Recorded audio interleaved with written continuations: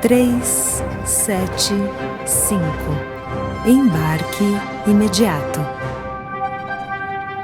Bem-vindos ao podcast O Sequestro do Voo 375, no qual seguimos contando a mais impactante e surpreendente história que já aconteceu no espaço aéreo brasileiro.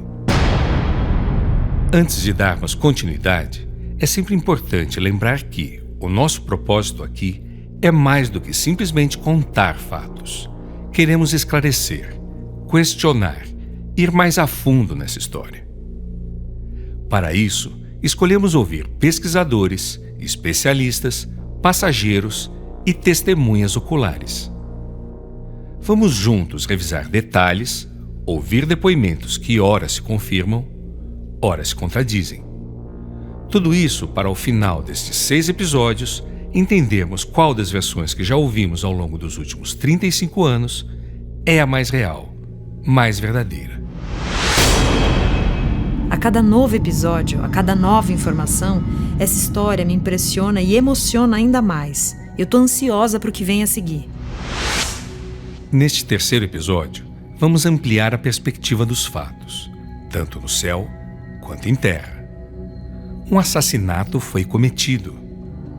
Uma aeronave estava sob apoderamento ilícito. Um sequestro acontecia nos céus do Brasil. Para compreendermos melhor esse contexto no âmbito aéreo, convidamos um especialista do setor, piloto de aeronaves comerciais há mais de 40 anos. Ele nos ajudará a compreender a dimensão da tensão vivida pelo comandante Fernando Murilo. Além dele, nesse episódio saberemos também como foi a cobertura da mídia logo que a notícia do sequestro tornou-se pública. Como as primeiras informações chegaram ao filho do comandante Fernando Murilo e à filha do copiloto Salvador Evangelista. Prepare-se para fortes emoções. Se você bem lembra, no episódio passado, após Raimundo Nonato atirar em um comissário e depois cravejar de tiros a porta da cabine para conseguir entrar na área de comando do avião, ele anunciou o sequestro, obrigou a tripulação a mudar a rota do voo para Brasília e, num ato de impulso extremo, matou a queima-roupa o copiloto Salvador Evangelista, o Vangelis. A partir daquele momento, o voo 375 entrou em uma espiral de drama e tensão sem precedentes até então. É hora de voltarmos à cabine. Salvador Evangelista era mais do que um colega de trabalho. Para o comandante Fernando Murilo, era um amigo próximo, querido, morto ali, sem justificativa, bem diante dele, sem que ele pudesse, de alguma forma, impedir que isso acontecesse. A voz que você ouvirá agora é a do comandante Fernando Murilo. Antes do seu falecimento, em 2020, em entrevista que faz parte do acervo de Constâncio Viana, ele, o comandante Fernando Murilo, contou em detalhes o que aconteceu a seguir. O que vem agora é forte. Ouça com atenção. Eu fiquei muito mal nessa hora, muito mal, porque o Vangelis, além de ser um cara muito legal e tal, estava comigo trabalhando, ele era amigo meu particular, né? Ele frequentava a minha casa, nós estávamos voando seguidos, assim, quase 15 dias seguidos. E ele era muito amigo meu. E, poxa, aquilo para mim foi o fim. Eu parei, botei a cabeça no lugar e falei assim, meu Deus do céu, só tem eu agora. O outro tá com a perna quebrada, tinha ido lá para trás, perdendo muito sangue. Eu falei assim, 100 e poucas pessoas aí atrás, eu tenho que me segurar, botar a cabeça no lugar e tentar levar em frente. E comecei a subir, voltando para Brasília. E as coisas foram acontecendo, né? Para que possamos dimensionar melhor a responsabilidade atribuída ao piloto de uma aeronave comercial, é preciso compreender que o posto de comandante traz com ele a responsabilidade para com todas as pessoas a bordo e para com a operação a ser conduzida. é mais do que um senso de dever. É lei e consta no Código Brasileiro de Aeronáutica. Fernando Murilo mais que entendia bem essa responsabilidade. Ele a tinha como código pessoal de ética. Sabia que estava em suas mãos a segurança das pessoas, da aeronave, do presidente da República e até mesmo a de Raimundo Nonato. Mesmo assim, por maior que fosse o senso de responsabilidade do Murilo, há um profundo impacto emocional nesse momento. A situação era extrema, inimaginável até então. E para nos ajudar a compreender esse conjunto de fatores, convidamos um outro comandante, Fernando Pamplona, para falar a respeito. Por favor, comandante, o senhor pode se apresentar? Meu nome é Fernando Pamplona, eu sou piloto de linha aérea há quase 40 anos. Eu voei em diversas companhias brasileiras. Eu parei de voar em 2019, um pouquinho antes da pandemia, e hoje eu sou instrutor de simulador numa empresa aqui de Campinas, numa empresa de linha aérea sediada em Campinas. E voei pelo mundo todo, tive diversas experiências, a grande maioria, imensa maioria delas, bastante positivas. Comandante, nós queremos dar a quem nos ouve uma noção mais próxima possível da realidade emocional daquele momento. Eu acho que isso vai nos proporcionar entender melhor o valor de cada decisão tomada pelo comandante Fernando Murilo. O que o senhor pode nos falar a esse respeito?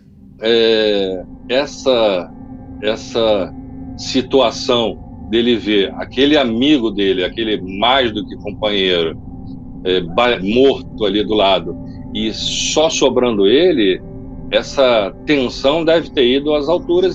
A carga emocional que o Murilo enfrentou ali, a tensão que ele viveu naqueles momentos, se já era uma tensão muito elevada antes do evento, quer dizer, antes do tiro propriamente dito, já após o anúncio do sequestro, eu fico imaginando após o tiro ele vê um companheiro, um amigo ali morto ao lado dele e ele sendo o único recurso para aquelas pessoas que estão ali a bordo. A carga emocional, a tensão que ele viveu naquele momento ali é algo que talvez muito poucas pessoas tenham condições de refletir sobre aquela situação. Eu espero que nunca mais nós tenhamos que saber de algum evento nesse sentido.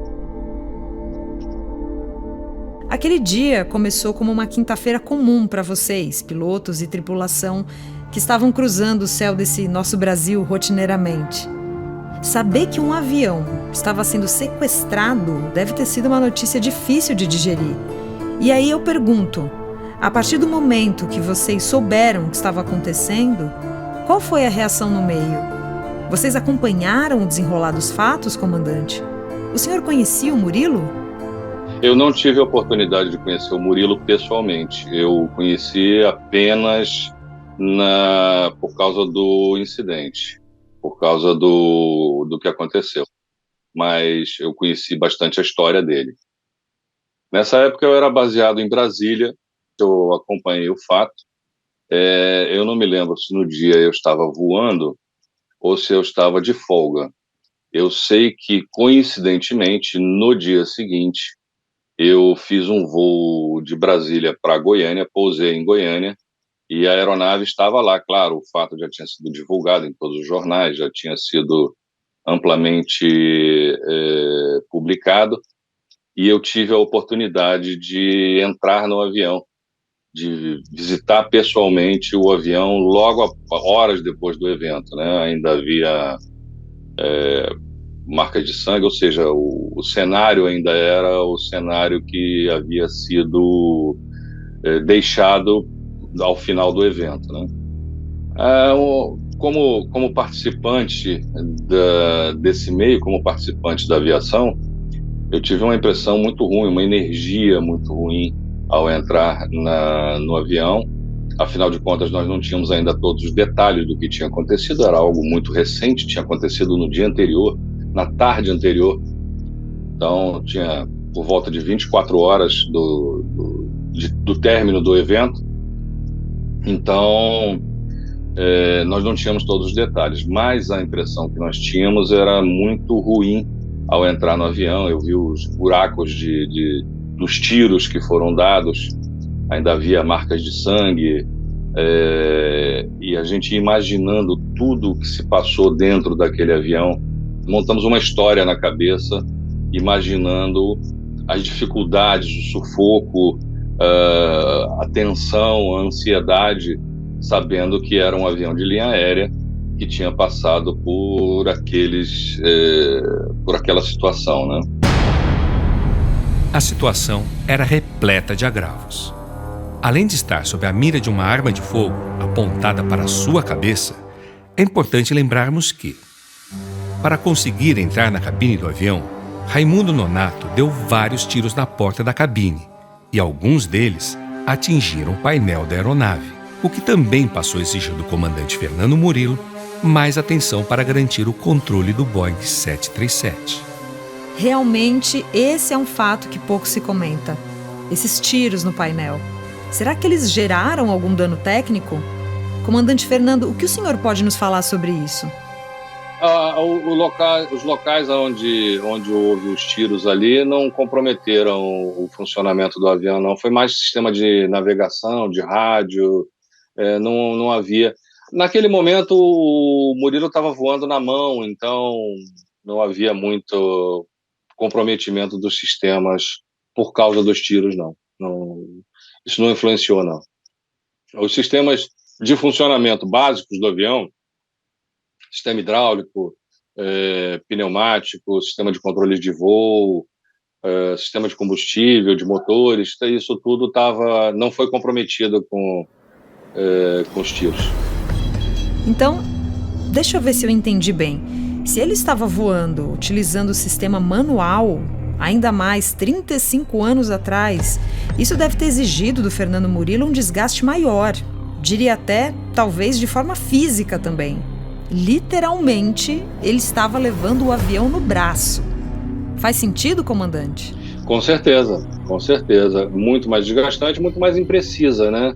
Na medida em que o piloto automático ele tem alguns recursos em que ele trabalha com vários inputs, né? Ele trabalha com uma série de informações que são informações mecânicas, né? São informações eletrônicas e mecânicas.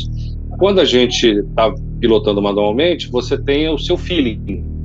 Então, às vezes você está mais cansado, às vezes você está de noite, você não está com uma condição ideal de voo e tal, então ele é muito mais desgastante, ele exige muito mais do piloto. Quando o piloto automático faz, é algo, é um elemento mecânico que está fazendo, né? Quando eu estou fazendo, eu estou empreendendo força, né? Eu estou empreendendo todo um processo decisório para fazer aquela manobra, né? Como quando você está dirigindo. Você também está ali, está virando, tem todo um processo decisório na sua cabeça, tem todo um processo de análise que você está fazendo daquela rua, vou virar ali, então vou frear, vou reduzir a marcha, vou iniciar a curva, agora eu vou passar a marcha para cima, vou acelerar de novo. Então, no processo de voo manual é assim que acontece. Manter o avião voando em segurança em uma situação como essa, lidando com algo tão chocante e intimidador, sinceramente, eu considero isso algo extraordinário. É impressionante. Eu costumo dizer que o avião já é um ambiente hostil, que você viaja dentro de um charuto de metal, pressurizado, o espaço de movimentação é pequeno, o ar é um ar que não é um ar puro, ele é renovado, mas não é aquele ambiente, digamos assim, de um ar de montanha.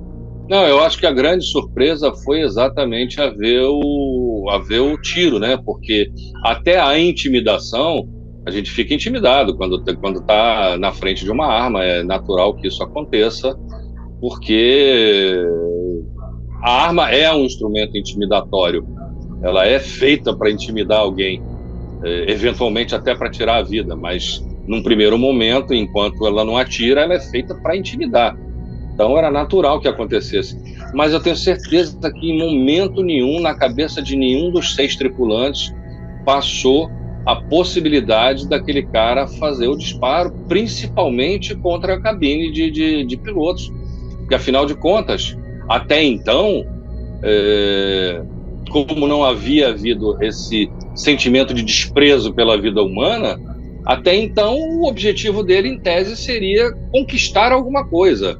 A intimidação seria para ganhar alguma vantagem, para fazer uma troca, para lucrar alguma coisa, e não simplesmente eliminar as vidas ali. E naquela época, o 737 da VASP, o microfone se localizava ao lado da perna esquerda, assim, na altura do joelho. E o que aconteceu? Quando o joelho esquerdo ou direito, eu não estou lembrado do detalhe, se era no esquerdo ou no direito.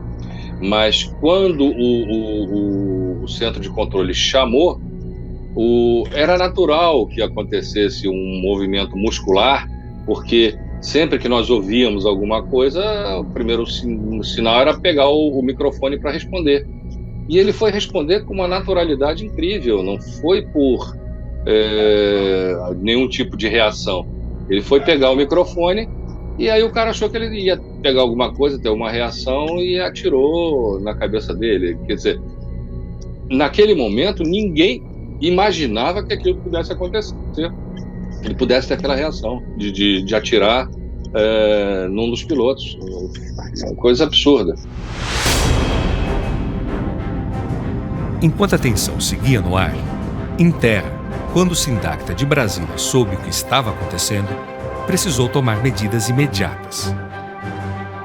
Segundo o Código Brasileiro de Aeronáutica, o direito aeronáutico é regulado pelos tratados, convenções e atos internacionais de que o Brasil é parte. E, claro, consideram-se autoridades aeronáuticas competentes o Ministério da Aeronáutica, além do Presidente da República.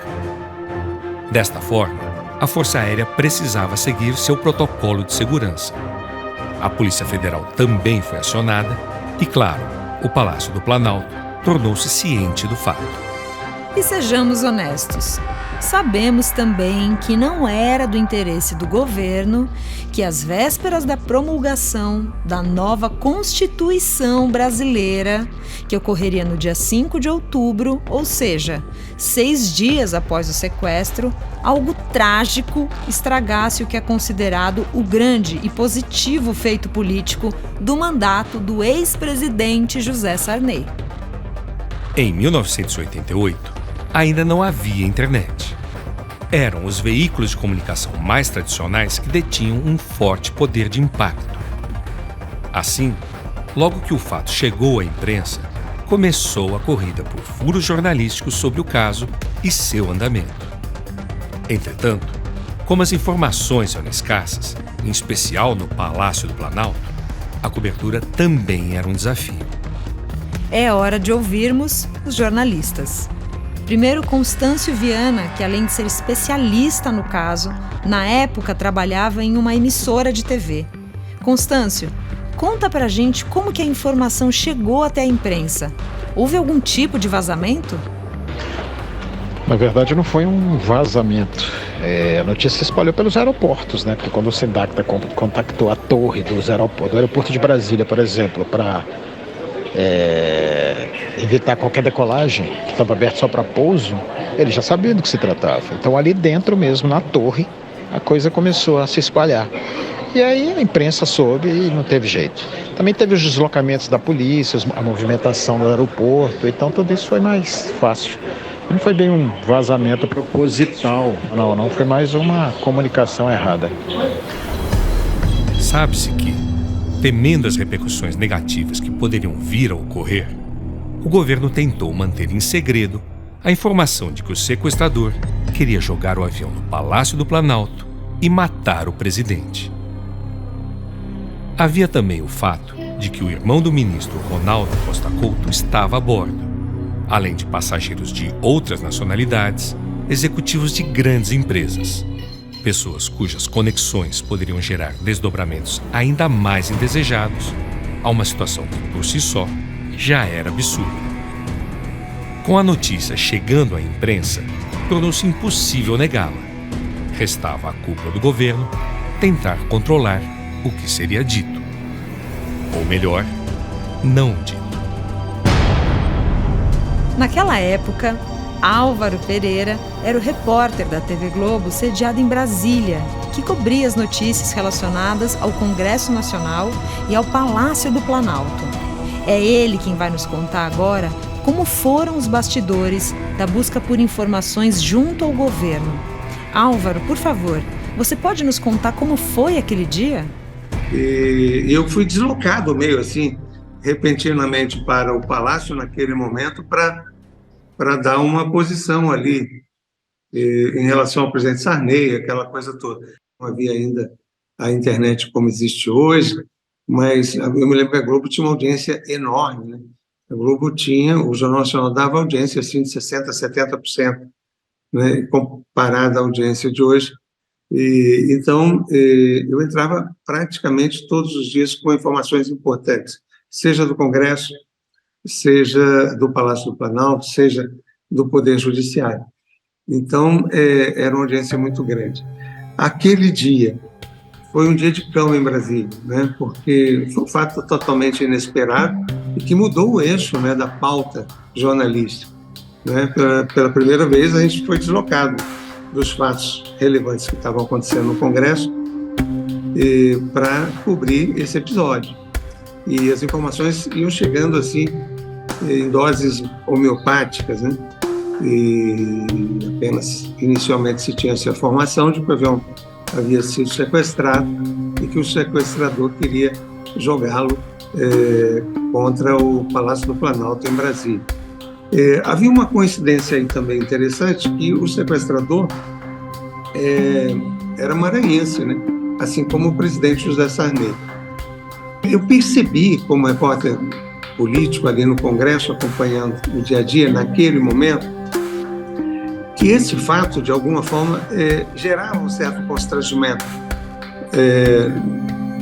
para o presidente Sarney e para os ministros ali que o rodeavam, né, que o cercavam, que era o ministro-chefe da Casa Civil, Ronaldo Costa Couto, o ministro-chefe da Casa do Gabinete Militar, que era o Baima Deni, e havia também o chefe do SNI, que é o Serviço Nacional de Informações, general Ivan Mendes. Então, esses eram os ministros ali que formavam o chamado núcleo duro do poder e que se reuniam com o presidente já pela manhã para discutir os principais fatos do dia, às vezes voltavam a se reunir ao longo do dia. Enfim, eram os grandes conselheiros ali e informantes do presidente.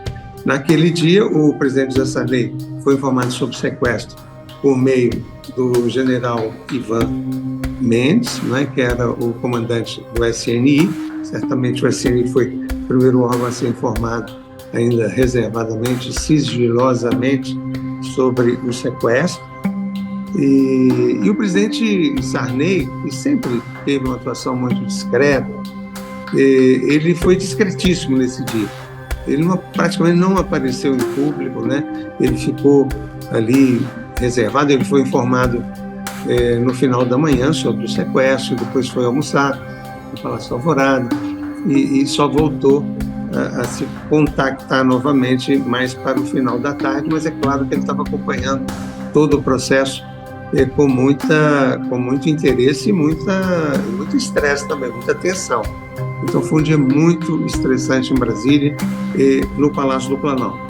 Quando eu digo que o presidente Sarney, de alguma forma, ficou constrangido pelo fato do Raimundo Nonato ser do Maranhão, é porque os políticos são muito vaidosos em geral, né? Interessante esse ponto de vista, Álvaro. Confirmo que já falamos aqui sobre essa relação de quebra de confiança entre Nonato e aquele a quem o povo confiou seu voto. Será que ele temia que o povo, sei lá, de alguma forma, se posicionasse mais enfaticamente contra ele diante de um ato tão desesperado e louco como esse? Afinal, era uma atitude extrema, injustificável, mas de um maranhense, conterrâneo do presidente. O presidente Sarney vinha enfrentando um momento de dificuldade enorme, com baixos índices de aceitação popular, baixos índices de popularidade. Na verdade, ele estava muito impopular. Então, eram críticas diárias, né, partidas ali do Congresso, nos setores de oposição ao governo dele, as pessoas extremamente insatisfeitas com aquela conjuntura econômica. Eu estive olhando aqui, a inflação, né, em outubro de 1988, foi de 27,45% ao mês. 27,45% ao mês. Então, a inflação variava aí entre 25% e 30% ao mês. Olha que loucura. Nos últimos 14 meses, de junho de 1987 a agosto de 1988, nesse período aí de 14 meses, a inflação acumulada chegou a 722%. Então, você imagina, é difícil imaginar isso hoje na prática, né? Numa economia estável como a que a gente vive. Mas você ganhava o seu salário no fim do mês e ao final do mês seguinte ele valia menos 25% ou 30%. Olha que loucura. Então, as pessoas viviam sob estresse muito grande, sob uma insegurança muito grande. Por melhor que fosse o salário, você não sabia se dali a 2, 3 meses você conseguiria, com aquele salário, arcar com todas as suas obrigações ali de pai de família, essa coisa toda. Enquanto em Brasília, Álvaro Pereira tentava levantar mais informações dos fatos, no Rio de Janeiro, a imprensa estava à caça de outras informações. No intuito de dar dimensão à provável tragédia, que a seu ver seria iminente, eles descobriram o endereço do comandante Murilo e, sem nenhum pudor, se dirigiram ao local para, a qualquer custo, obterem o que buscavam. Fernando Murilo morava em São Conrado, no Rio de Janeiro. Divorciado, dividia a guarda do filho Nando com a ex-esposa. Naquele dia, como já era uma quinta-feira, Nando saiu da escola e seguiu para a casa do pai, onde o aguardaria para ficar com ele nos próximos dias. O Nando, na época, tinha 14 anos, um adolescente. É ele quem conta pra gente agora como soube da notícia e o que aconteceu em seguida. Eu tinha 14 anos na época, eu tinha acabado de retornar da escola e, como, né, mesmo sendo novo, eu tinha a chave de casa e ele estava voltando para o Rio de Janeiro. Eu não sabia, né, cozinhar que nem, né, meu pai era um bom cozinheiro, né, e ele sempre deixava a comida pronta, né, na geladeira. E eu almoçando, né, era em torno de meio-dia a 11h30, teve aquela, né, chamada na Globo, né, plantão, né, e mostrou, olha, temos um avião com destino ao Rio de Janeiro que foi sequestrado, dentro de instantes traremos mais notícia. E eu olhei aquilo e caramba, é meu pai, cara, não é possível, muita coincidência, um voo vindo de Porto Velho para o Rio de Janeiro, da VASP. Ele estava fazendo esse voo, eu falei, caramba, é ele. E eu fiquei meio assim, eu falei, caramba, o que está acontecendo? Meio sem entender, né? O que está acontecendo ali? E eu liguei para minha mãe. Aí minha mãe morava na época em Jacarepaguá. Ela, estou indo para aí. Vou terminar as coisas que estou indo para aí, porque eu também vi. E nesse momento começou a enxurrada de telefonemas para casa, tocar interfones. Uma equipe entrou para o sistema de esgoto do prédio. E o porteiro me interfonou e falou, Nando, ele também me chamava de Nando, pelo meu pai ser Fernando, o que está acontecendo? Estão aqui milhares de pessoas na portaria. Eu falei, não deixa entrar. Porque eu estou acompanhando o que está acontecendo aqui com meu pai. Aí que veio novamente a chamada e deu a tripulação, né? Aí eu falei, meu pai. Desculpa. E aí jornalistas, né, começaram a subir no prédio. Estava meio que sem saber o que pensar, né? Acompanhando a TV para ver o que... E começaram jornalistas a bater a porta, tocar a campainha. Minha mãe chegou, abriu a porta e começaram a entrar gente. Começou a entrar dentro de casa, e quando eu vi em casa já estava já com câmeras, luzes, e enfim. Eu tenho até uma história também nessa parte interessante, foi que um jornalista, eu não sei, às vezes é cada uma pessoa, né? É uma falta de empatia, né? Ele perguntou para mim o que eu faria se meu pai morresse, né? Eu, né, 14 anos, né? Eu peguei a câmera dele e taquei na parede. Eu falei, sai daqui, e tiraram ele de casa. Eu falei, pô, esse cara, que pergunta, né? Meu pai tá vivo, cara. Aí eu falei, não adianta eu ficar desesperado, tem que saber desenrolar o que vai acontecer. Eu sei que meu pai vai conseguir sair dessa. E eu tinha que, né, ficar pensando nisso toda hora, e isso me tranquilizava também, entendeu? Porque mesmo sabendo que ele estava com um grande problema, eu sabia que ele ia sair dessa. Desculpe. Eu era muito novo. Meu pai, para mim, a vida inteira sempre foi meu herói. E começaram a, né, me entrevistar, e eu vendo o decorrer, né, do desfecho do que, né? E nesse meio tempo já tinham falado que tinham o copiloto, né, estava, né, morto, né, e era um grande amigo do meu pai, né, e eu fiquei pensando nele, né, porque o aniversário do meu pai tinha sido praticamente 10 dias antes, e ele estava presente, o evangelista, era muito querido também. E assim, eu fiquei imaginando meu pai, né, eu falei, caramba, meu pai tá voando com um amigo morto do lado. Enquanto no Rio a imprensa acampava na casa do comandante Fernando Murilo, em Curitiba, no Paraná, a família de Salvador Evangelista recebeu a notícia de sua morte. Vângeles, como era chamado, tinha 34 anos, era separado e tinha uma filha ainda pequena. Seu nome é Wendy. Ela estava em Curitiba, na casa dos avós. Vângeles era filho único. Wendy estava à espera do pai para comemorarem juntos seu aniversário de 8 anos. Vângeles havia prometido à filha que estariam juntos para a data. É ela quem ouviremos agora, Wendy Evangelista. Eu só lembro que meus avós, eu estava com eles aqui em Curitiba, e de repente eles entraram em pânico, e eu lembro de ter visto meu avô chorar, uma coisa que eu nunca tinha visto antes, mas eu não sabia o que tinha acontecido. A vizinha do andar de cima veio até minha casa e pediu para eu ir até a casa dela assistir desenho.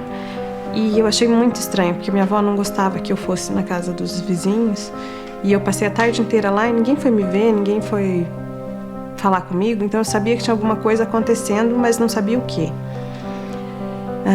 Eles esperaram que minha mãe viesse do Rio e chegasse para me dar a notícia, então eu fiquei um bom tempo sem saber o que estava acontecendo. Aí minha mãe chegou e falou o que tinha acontecido.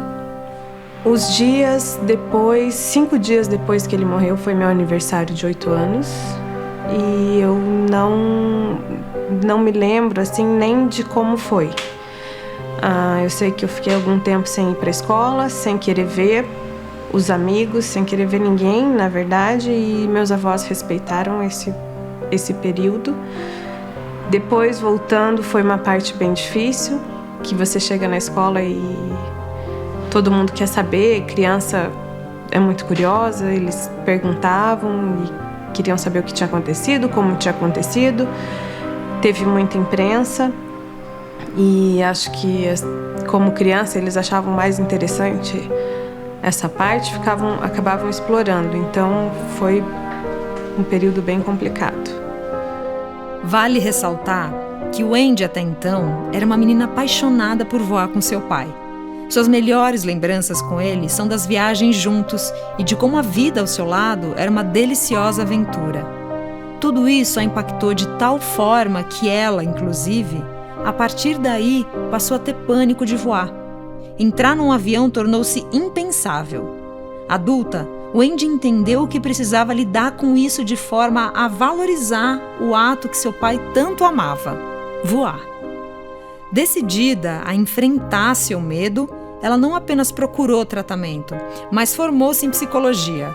Venceu seu medo e hoje é uma especialista de referência que ajuda outras pessoas a vencerem suas aerofobias.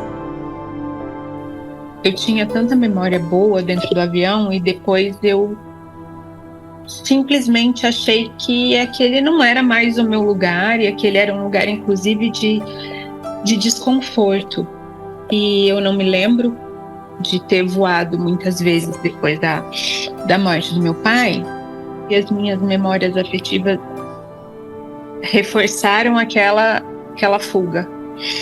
Então, assim, qualquer justificativa era justificativa. É que é irracional, né? Então, assim, eu cheguei num ponto que eu fiz um voo, já com aerofobia, eu fiz um voo e eu falava assim: Senhor, se eu sair daqui com vida, eu nunca mais piso numa máquina dessa. Porque eu já estava num ponto assim que eu não sabia se adiantava o avião pousar, porque eu ia estar morte lá dentro. Então, o avião pode até pousar, mas aí eu botei um piripaque, até chegar lá eu já morri do coração. Daí eu não sabia se alguém, algum dia, ia sentir aquilo que eu sentia. Porque todo mundo que falava que tinha medo, eu falava, mas não é igual ao meu. O meu medo, porque isso é uma coisa bem de aerofóbico, né? Meu medo é maior que o medo de todo mundo. Então, eu posso ter um troço lá dentro. O meu medo é tão grande, que eu vou ter um piripaque. E foi isso que me moveu a estudar e a entrar na área. Eu sempre trabalhei com transtorno de ansiedade, a fobia está dentro dos transtornos de ansiedade. Depois que eu comecei a voar, eu resolvi ir me especializando nisso, trabalho só com isso, viajo muito, às vezes eu viajo numa semana que eu jurei que eu não ia viajar minha vida inteira. De volta a 1988, após a notícia chocar a todos em terra, o país parou para assistir o desenrolar dos fatos. As principais emissoras do país de TV e rádio procuravam mais informações e transmitiam ao vivo os acontecimentos. No céu, o Boeing 737-300 seguia para Brasília. A expectativa era enorme na capital federal. E como o comandante Fernando Murilo havia conseguido informar às autoridades o plano do sequestrador, isso fez com que a Força Aérea se posicionasse de forma imediata. A Defesa Aérea precisava monitorar cada movimento do voo 375. Assim, caças da aeronáutica passaram a escoltar a aeronave.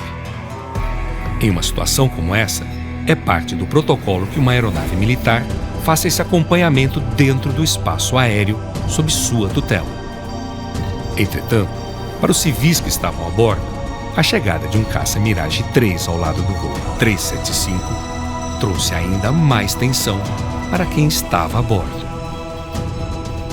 A sensação desse momento, para quem estava dentro do avião, foi terrível. Humberto Peçanha, passageiro do voo 375, nos conta mais sobre isso. Entendeu? Nessa hora, o caça, a gente ficou imaginando o que esse caça está fazendo aí do lado. Mas ele não ia deixar jogar o avião em cima do palácio, isso aí com certeza, né? Então, aí seria o nosso fim ali, eu acredito. E não vão deixar jogar o avião em cima do palácio, entendeu? Então, eles vão abater o avião. Isso aí não tenha dúvida que eles iam fazer isso. Entendeu? Esse medo do Peçanha faz total sentido. Mas será que houve mesmo essa ordem? No próximo episódio, quem nos falará a esse respeito será o Coronel Secato, ex-piloto da FAB e um dos pilotos dos caças que acompanharam o 375 naquele dia. o jornalista Álvaro Pereira também nos contará um pouco mais sobre como estavam os ânimos no Palácio do Planalto à medida que as horas se passavam e o avião não pousava. Voltaremos para dentro da aeronave através dos relatos de passageiros e do próprio Fernando Murilo. Será ele quem nos contará como convenceu o sequestrador a desistir de usar o avião para matar o presidente e mudar a rota de Brasília para Goiânia. Então, já sabe, né? Prepare-se para o 4º episódio. Atenção! Na próxima quinta-feira, 19 de outubro. Não perca. Até lá! O Sequestro do Voo 375 é um podcast original produzido pela WN Produções. Eu sou a Lisandra Cortez e, assim como você, eu quero saber tudo sobre essa história. Por isso pergunto, tiro dúvidas e agito esse podcast. A narração fica por conta de Mário Souza Lima. O roteiro é de Zahi El Malek, que também faz a produção, as entrevistas e pesquisa para cada episódio. Para conferirmos todas as informações, contamos com a consultoria do jornalista e pesquisador Constâncio Viana Coutinho. Esse projeto foi desenvolvido não apenas para relembrar e esclarecer os fatos ocorridos naquele fatídico 29 de setembro de 1988, quando o voo 375 foi sequestrado, mas também para honrar a trajetória do comandante Fernando Murilo e a memória do copiloto Salvador Evangelista. Nesse podcast, utilizamos áudios de entrevistas gravadas com passageiros, familiares, autoridades e pessoas envolvidas diretamente com o fato. Também contamos com gravações que fazem parte do acervo de mais de 15 anos de pesquisas de Constâncio Viana Coutinho, o maior especialista sobre o tema. As gravações e transcrições das entrevistas foram feitas por Renan Gonçalves e Renata Generoso. A montagem, edição, pós-produção e mixagem é da WN Produções. A direção geral é de Walter Neto, que também assina a trilha original desse podcast. Obrigada pela companhia e até o próximo episódio.